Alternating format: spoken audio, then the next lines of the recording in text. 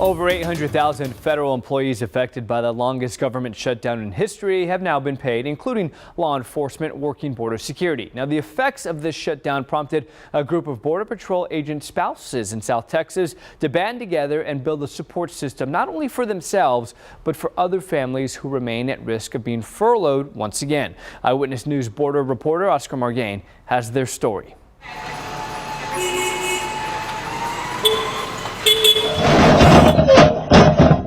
The labels on cans, bags, and boxes may read food, but for those who come to the Rio Grande Valley Food Bank, it's a lifeline.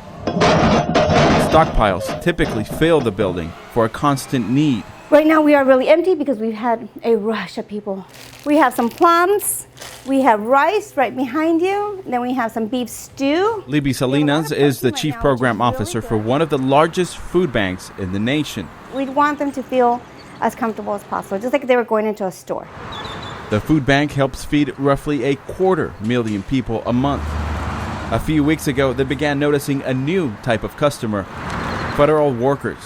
And as the partial government shutdown continued, more of these customers began to show up. We strongly feel that someone that doesn't need food assistance is not going to come in through our doors. They're not going to come in, asking for help. You have to really humble yourself.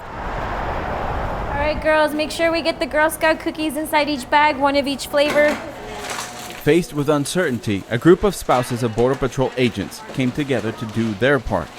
When life throws you lemons, you eat more lemonade cookies. Noemi Cisneros and Maru Rodriguez called up friends, family, and neighbors to join them in the effort. It takes sometimes something like this to happen for the wives to come together and start something to help each other out.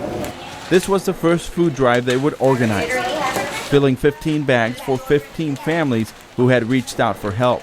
I'm here because I want to help out the ones that may need more help as much as I can. Right. Melissa Mitchell and Angie Hernandez recently joined Maru and Noemi as members of Border Patrol Agent Family Network.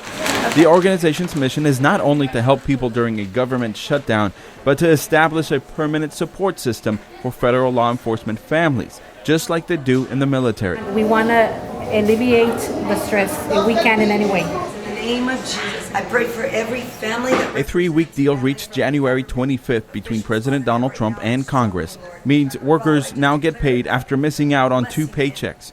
But if no long-term deal is made, these families could plunge into economic uncertainty once again. Amen. Depending on the outcome, these wives may need the same help they're offering to others.